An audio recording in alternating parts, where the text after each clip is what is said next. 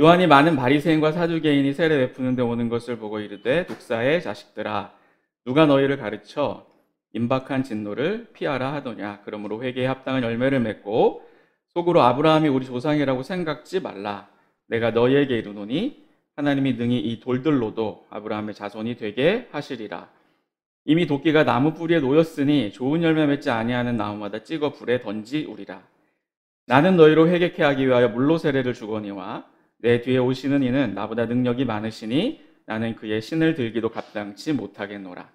그는 성령과 불로 너희에게 세례를 주실 것이요 손에 키를 들고 자기의 타작마당을 정하게 하사 알곡은 모아 곡간에 들이고 쭉정이는 꺼지지 않는 불에 태우시리라. 이때 예수께서 갈릴리로서 요단강에 이르러 요한에게 세례를 받으려 하신대 요한이 말려 가로되 내가 당신에게 세례를 받아야 할 터인데 당신이 내게로 오시나이까. 예수께서 대답하여 가라사대 이제 허락하라. 우리가 이와 같이 하여 모든 의를 이루는 것이 합당하니라 하신대 이에 요한이 허락하는지라. 예수께서 세례를 받으시고 곧 물에서 올라오실새 하늘이 열리고 하나님의 성령이 비둘기같이 내려 자기 위에 임하심을 보시더니 하늘로서 소리가 있어 말씀하시되 이는 내 사랑하는 아들이요 내 기뻐하는 자라 하시니라. 아멘. 우리는 천국에 대해서 어떤 편견이 있냐면 죽으면 가는 곳이다. 흔히 이렇게 생각하죠. 그죠? 천국은 죽으면 가는 것입니다. 그죠? 만약에 제가 여러분들에게 오늘 당장 천국 가십시오 이렇게 덕담을 한다면 이걸 덕담으로 받을 수 있을까요? 저 사람이 뭐라는 거야? 오늘 당장 천국에 가라니. 그죠? 그러나 세례 요한과 예수님은 천국에 대해서 메시지를 선포할 때 어떻게 선포하죠? 회개하라, 천국이 가까이 왔다 이렇게 선포합니다. 천국이 왔다는 거예요. 근데 우리는 자꾸만 천국을 나중에 죽으면 가는 곳, 공덕을 잘 쌓으면 천국에 갈 수 있는 그렇게 이제 편견을 가지고 있는 것 같습니다. 오늘 본문은 세례 요한과 예수님의 공생애가 겹치죠. 세례 요한도 공적인 사람입니다. 그죠? 공인으로서 선지자였어요. 그러니까 세례 요한의 공생애와 예수님의 공생애가 오버랩되는 그런 장면입니다. 성경에는 이처럼 위대한 두 인물이 중첩되는 시기들이 있어요. 그죠? 모세와 여호수아가 그랬고, 그죠? 엘리야와 엘리사도 그랬고, 또 사무엘도 다윗에게 안수하면서 사무엘이 역사의 뒤편으로 완전히 물러나는 것들을 보게 되죠. 오늘 본문은 400년 만에 나타난 엘리야의 영을 받았다라고 사람들이 다 인정했던 또 구약의 계시의 응답과도 같은 그 마지막 선지자 세례 요한과 또 모든 예언자들에게 사실은 궁극적인 실체죠. 그리고 이 세상의 구원자로 오신 그 하나님의 아들 예수님의 이 생애가 중첩되는 장면을 보여주고 있는 본문이라고 할 수 있습니다. 그래서 이를 통해 우리는 오시는 하나님의 나라가 무엇이고 또 그 오시는 하나님의 나라에 우리가 어떻게 입국할 것인가 그 얘기를 좀 나누려고 합니다. 제가 중국에 갈 생각을 하다 보니까 자꾸 이제 하나님의 나라도 입국해야 되는 그렇게 생각하죠? 나라가 온다는 것은 무슨 의미입니까? 여러분 한번 생각해 보세요. 나라가 온다는 거예요. 하나님의 나라가 가까이 온다는 것입니다. 하나님의 나라가 온다는 거예요. 하나님을 빼고 한번 나라가 온다는 것이 무슨 의미일까요? 나라가 온다. 나라가 온다. 그것은 그 나라의 통치와 권위가 지배한다는 뜻이죠. 만약에 북한이 오늘 우리에게 온다고 칩시다. 북한이 오늘 온다 이 뜻은 무엇이죠? 김정은의 권위와 그 통치에 우리가 들어가는 거예요. 지배당하는 것이죠. 일제시대도 그런 거죠. 우리는 한국인인데 일본이 온 거예요. 그 나라가. 그러니까 어때요? 그 나라의 지배 가운데 들어가는 것입니다. 그 통치에. 만약에 나라가 온다는 것은 그 기존에 다른 나라에 살던 사람의 입장에서 보면 어떤 것입니까? 두 가지 선택을 할 수 있는 겁니다. 한 가지 선택은 뭐예요? 한 가지 선택은 맞서 싸우는 거죠. 누가 얘기했어요? 나라가 온다는 것은 그 지배와 통치가 오는 것이기 때문에 첫 번째 반응은 맞서 싸우는 것일 수 있어요. 두 번째 반응은 또 어떤 반응이 있을 수 있습니까? 그렇죠. 그 나라에 그냥 순응하고 항복할 수도 있는 것이죠. 그러니까 나라가 온다는 것은 이처럼 싸울 준비를 하든지 혹은 항복하는 것입니다. 이렇게 예를 들면 오늘 세례 요한과 예수님의 이 메시지가 더 이해가 될 거예요. 오시는 나라에 대해서. 세례 요한의 사역과 백성들의 반응을 한번 봅시다. 요한의 선포에서 하나님의 나라는 죄에 대해 진노하시고 심판하시는 나라에 더 가깝습니다. 이해하시죠? 우리가 이미 그 하나님의 나라, 천국, 또 하나님의 통치, 지배 이런 것들을 생각하면 이미 우리는 막 전모를 다 알고 있기 때문에 하나님 나라의 전모와 예수 그리스도의 복음의 전모와 그죠? 그런 것들을 이미 너무나도 알고 있기 때문에 하나님의 나라 하면 벌써 마음에 막 이렇게 항복하고 싶은 마음이 막 스물스물 올라오죠. 근데 오늘 세례 요한의 사역과 그들의 반응을 보면 하나님의 나라는 진노하시고 심판하시는 나라였다는 거예요. 그것에 가깝습니다. 마치 노아 시대에 노아가 하나님이 온 세상을 다 멸하실 것이니까 다 방주로 들어오세요! 라는 선포와 비슷한 거죠. 그리고 구약의 수많은 역사 가운데 심판을 경고했던 수많은 선지자들의 메시지도 상통하는 것입니다. 그렇죠? 하나님의 나라와 어울리지 않는 너희의 삶을 돌이켜서 하나님의 통치로 들어가라는 것은 만약에 그렇지 않으면 하나님의 진노가 임할 거야. 그렇죠? 요나를 통해서 니느웨 백성들에게 했던 메시지도 바로 그런 것입니다. 회개하지 않으면 유황불이 내려서 이 나라가 다 멸망할 거야. 불, 도끼, 희, 독사의 새끼 운운하면서 임박한 진노를 막 세례 요한이 쏟아내는 것입니다. 그러니까 세례 요한 당시에 세례 요한의 메시지는요 너무나 무서운 메시지였어요. 그래서 세례 요한에게 나와 세례를 받는 사람들의 태도가 반응은 어땠는지 아세요? 우리 세례 요한 너무 좋아 이게 아니라 두렵고 떨림으로 와서 세례 요한의 메시지를 막 들으면 우리가 어찌할꼬 회개가 일어나는. 그래서 그러면 세례 요한은 너 두 버릇 있으면 한 버릇 남 줘. 많이 가지고 있으면 또 먹을 것도 그렇게 있으면 다른 사람 다 줘야 돼. 막 군인들한테는 너 강포하지 마. 세리들한테는 정한세 외에는 걷지 마.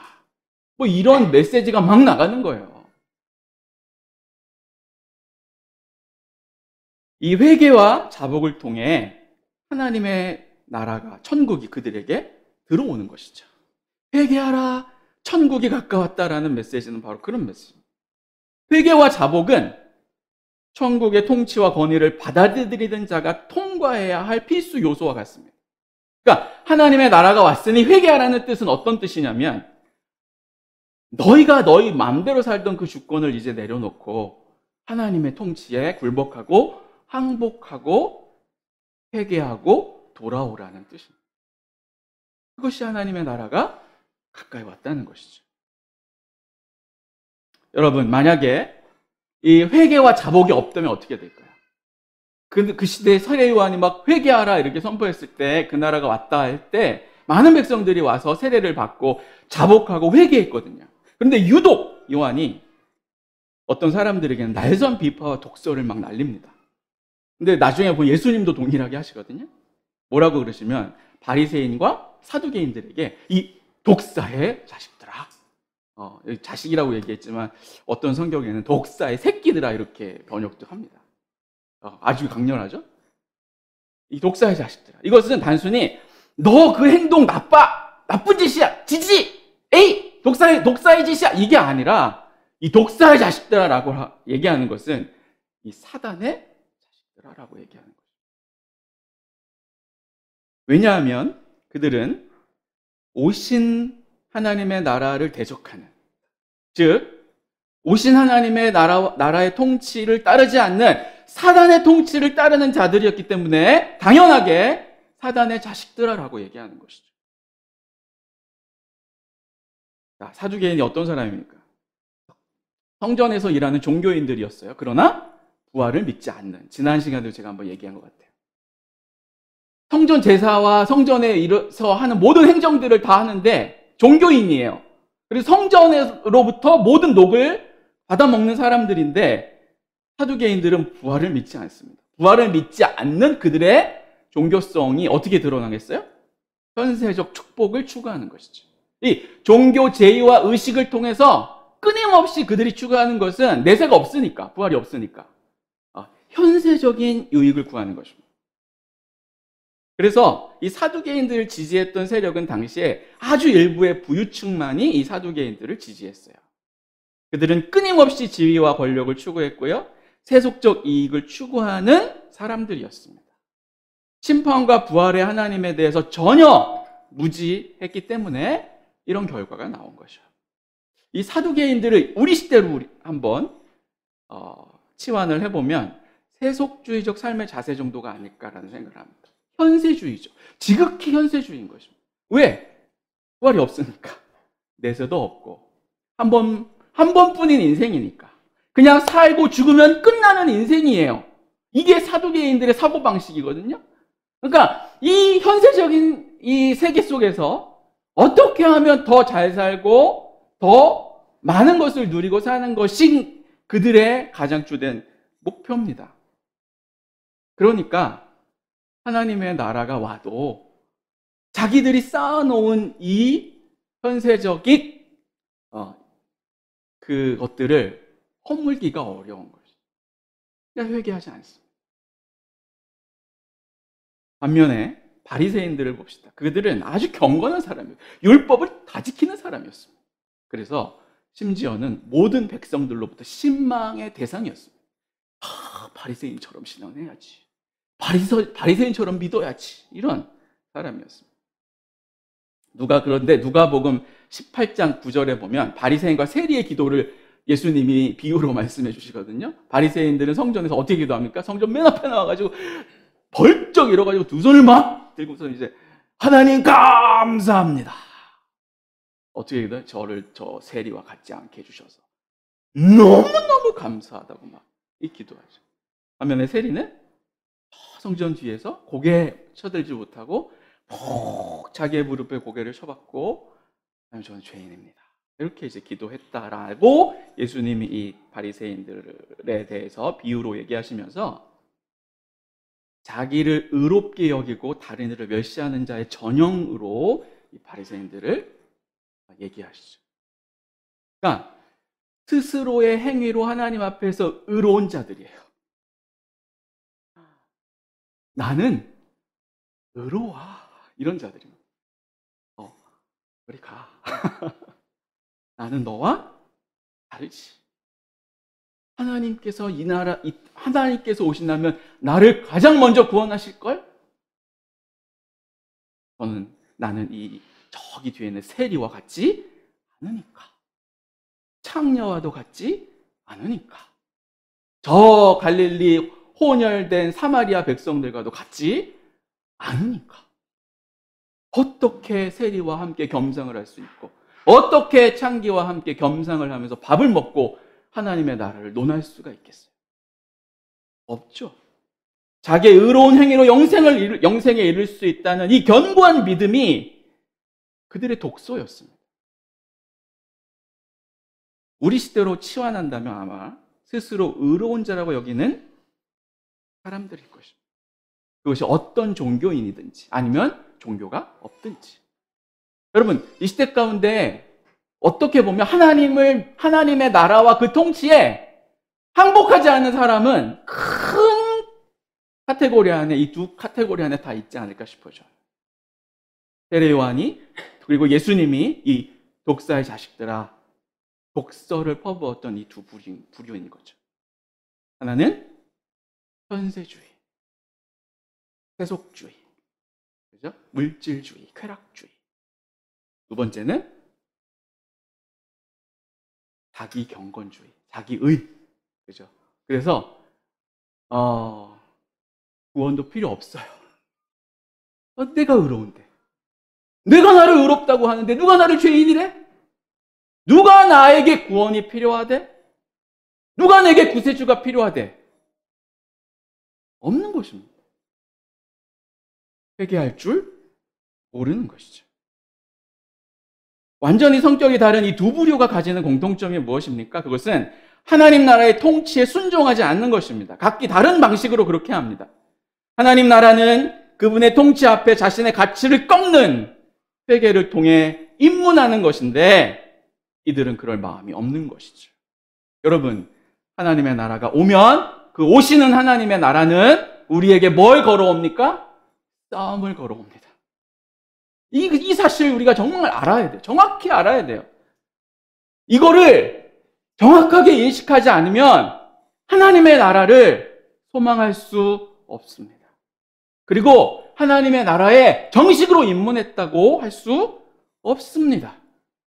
하나 오시는 하나님의 나라는 우리에게 내면에 싸움을 일으켜요.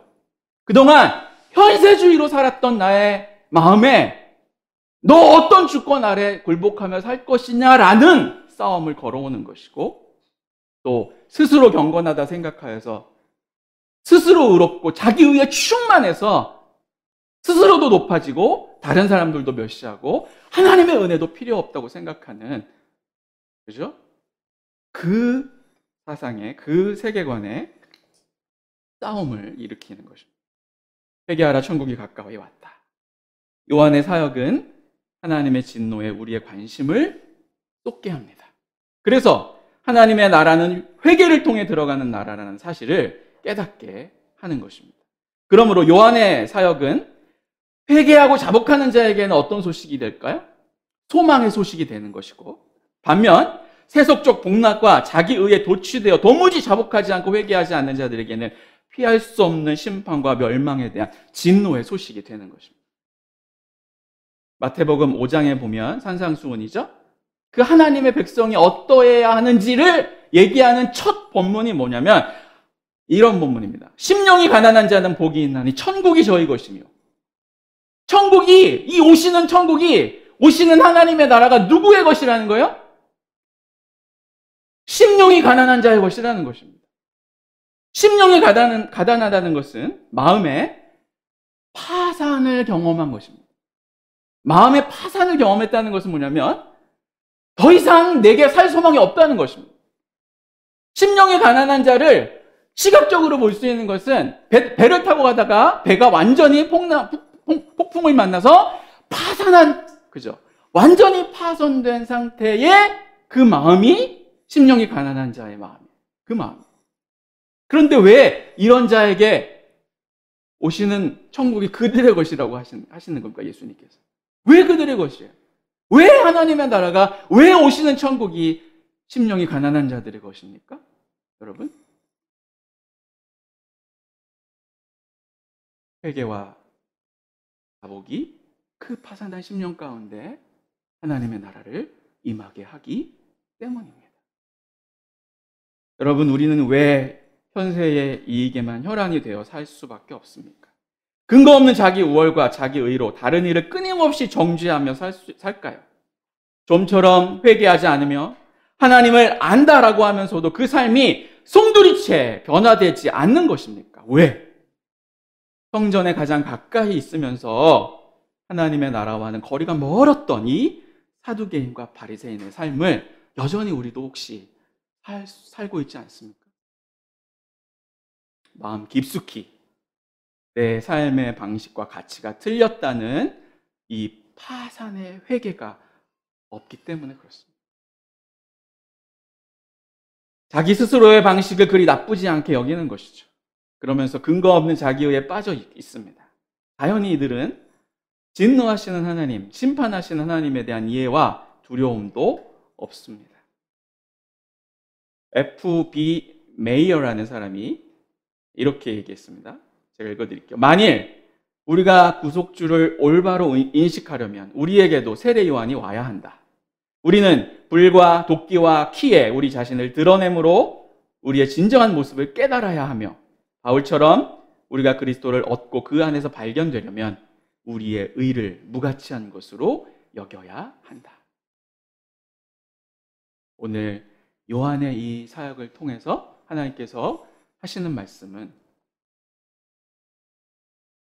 누구를 섬길 것이냐, 그죠? 이 오시는 하나님 나라의 가치로 살 것이냐, 아니면 여전히 내 안에 있는 자기 의와 자기의 가치로 살 것인가 라는 것입니다. 예수님의 공생애를 좀 봅시다. 13절에서 17절인데요. 오늘 본문은 예수님이 그의 공생애를 시작하신 첫 번째 행보를 기록한 것입니다. 예수님이 공적인 생애를 시작하시면서 하신 첫 번째 사건이 바로 요한에게 가서 세례를 받으시는 사건이라는 것입니다. 요한으로부터 이 세례를 받으시는 장면에서 삼위 하나님이 한 자리에 임하시는 장면을 볼 수 있습니다. 그러니까 오늘 본문은요, 굉장히 중요한 본문인 것 같아요. 이 마지막 선지, 400년 만에 나타난 마지막 선지자와 모든 예언자들의 실체요, 하나님의 보내신 그 메시아가 중첩됨과 동시에, 그죠? 예수님이 공생애를 시작하시면서 세례를 받고 올라오실 때 삼위 하나님의 임재가 그 요단강에 세례 받으시는 예수 그리스도 위에 동시에 임하는 것입니다. 놀라운 장면이에요. 하늘이 열리고요, 그죠? 하늘이 열려요. 성령이 비둘기 형상으로 그리스도에게 임하시고요. 소리가 들려요. 이는 내 사랑하는 아들이요, 내 기뻐하는 자라. 이런 얘기가 들립니다. 여러분, 이렇게 이 예수님의 세례에 하나님께서 초자연적인 역사를 이루시는 이유가 뭘까요, 도대체? 왜 그럴까요? 예수님의 세례가 굉장히 중요해 보이잖아요, 오늘 보면. 그쵸? 그냥 아무도 모르게 그냥 이렇게 일어난 게 아니에요. 예수님의 탄생은 오히려 그랬죠. 예수님의 탄생은 아무도 몰랐어요. 그 들에서 양떼를 치는 목자들만 알았거든요. 그죠? 그 예수님의 부모와 목자들만 이 놀라운 예수님의 탄생을 알았고요. 하늘에 천군 천사만이 찬양을 했어요. 아무도 몰랐어요, 그 외에 사람들은. 그죠? 우리가 어찌 보면 하나님, 예수님께서 이 땅에 탄생하신 사건에 막 하늘이 열리고, 막 음성이 들리고, 성령이 막 기름 부어지고, 이렇게 했으면 그게 더 맞을 것 같은데, 왜 오늘 예수님의 공생애를 시작하시는 이 장면에서 삼위 하나님의 영광이 이렇게 보여지느냐라는 것입니다. 그것은 예수님이 진정한 메시아임을 알리는 표징이기 때문에 그렇습니다.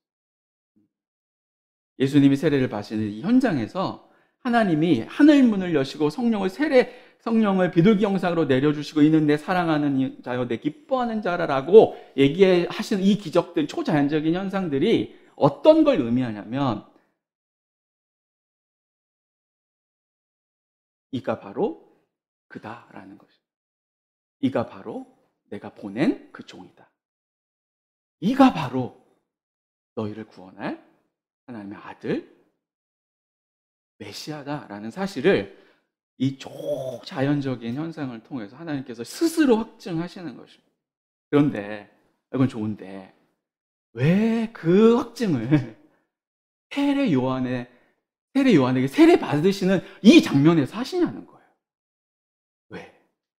왜? 여러분, 제가 앞에 뭐라고 얘기했죠? 세례 요한의 사역, 세례 요한의 세례는 어떤 사역이었죠? 어떤 사역이었습니까? 회개케 하는 사역이었어요. 회개케 하는 사역. 그러니까 거룩한 하나님의 나라가 오는데 그 나라에 입문하려면 항복해라는 거예요. 그것이 자복하고 회개하고 회개에 합당한 열매를 맺으라는 것입니다. 그런데 오늘 삼위 하나님의 확증을 받은 이 예수 그리스도는 어떤 분이십니까? 세례 요한의 세례가 필요한 분이에요? 필요 없는 분이에요? 필요 없는 분이잖아요. 예수님이 왜 회개의 세례를 받으셔야겠어요? 회개의 세례는 죄인들이나 받는 것이죠. 그동안 하나님의 통치 아래 없었던 사람들이 받는 것이죠. 그래서 하나님의 오시는 나라 가운데 자신의 가치와 충돌되는 자들이 끈끈을 항복하고 하나님 앞에 내가 잘못했습니다, 우리가 어찌하면 좋겠습니까? 나를 용서하여 주십시오 라고 나오는 것이 그죠? 세례죠. 요한의 세례죠. 그런데 죄 없으신 예수님이 이 회개의 세례를 받으시는 이유가 뭡니까? 저는 여기에 오시는 천국에 정말 중요한 두 번째 요소가 있다고 생각해요.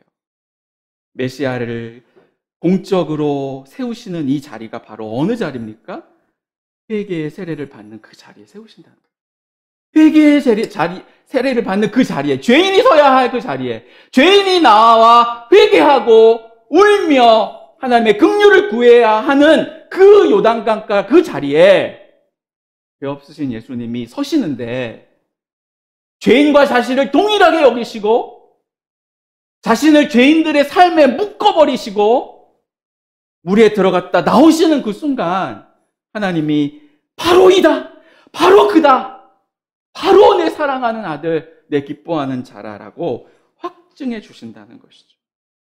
이 회개의 세례를 통해, 예수님이 이 회개의 세례를 통해 죄인인 우리와 자기 자신을 묶으시는 겁니다.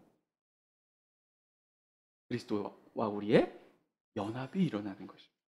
세례를 주는 것을 만류하죠, 요한이. 아니, 당신이 왜 내가 받아야 할 텐데. 주님 뭐라고 얘기하십니까? 이렇게 의를 이루는 것이 합당하다라는 것입니다.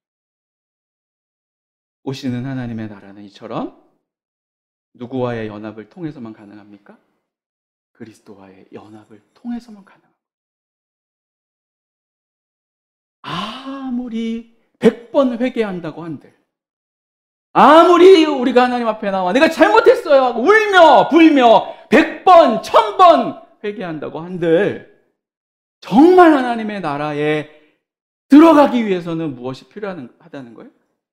이 그리스도와의 연합이 없으면 안 된다는 것입니다. 하나님의 나라가 이렇게 우리에게 오십니다. 예수님이 세례를 받으시는 사건은 자신을 죄인의 자리에 연합시키시는 사건입니다. 그것이 오시는 천국에서 우리가 놓치지 말아야 할 아주 중요한 부분입니다. 하나님 나라의 통치를 도저히 다 받을 수 없습니다. 우리는 아무리 회개하고 자복하더라도 하나님의 통치에 완전하게 살아갈 수 없는 존재들이에요. 그래서 하나님의 지배와 통치를 받지 않는 그런 존재이기 때문에, 못하는 존재이기 때문에 심판이 불가피한 그러한 존재입니다. 하나님의 진노와 심판으로부터 자유로울 수 없는, 무엇을 하더라도 자유로울 수 없는 그러한 존재가 바로 우리들인데, 그런데 그 주님께서 세례 요한은 내 뒤에 오시는 이는 불과 성령으로 세례를 주실 것인데 그가 오면 너네 조심해, 독사의 자식들아, 화장마당에 키를 까부르는 것 같을 거야. 도끼가 이미 너희 남불에 놓여 있어. 이게 무슨 의미예요? 그분이 오시면, 하나님의 나라가 오니까 이 모든 세계가 다 그 나라에 복종하고 하나님의 진노와 심판을 면할 수 없는 그 나라를 지금 세례 요한은 꿈꾸는 거거든요. 상상하고 그 말을 한 거예요. 근데 놀라운 사실이 뭡니까? 그 하나님의 택하신 아들이, 기뻐하시는 자가 이 땅에 오셔서 그 심판주로 오시지 않고 스스로를 심판의 자리에 세우시는 것입니다. 심판주가 아니라 심판받으러 오시는 예수 그리스도 때문에, 그분이 먼저 우리를, 죄인된 우리와 연합하셨기 때문에, 우리가 하나님을 믿음으로 연합한 게 아니에요. 우리가 하나님 믿습니다, 예수님. 그렇게 우리를 하나님과 묶은 게 아니라는 거예요. 우리의 믿음으로 하나님의 구원자이신, 또 장차 오실 심판주이신 그분이 이 땅에 오셔서 스스로 우리를, 죄인된 우리를 자기와 세례를 통해 연합하시는,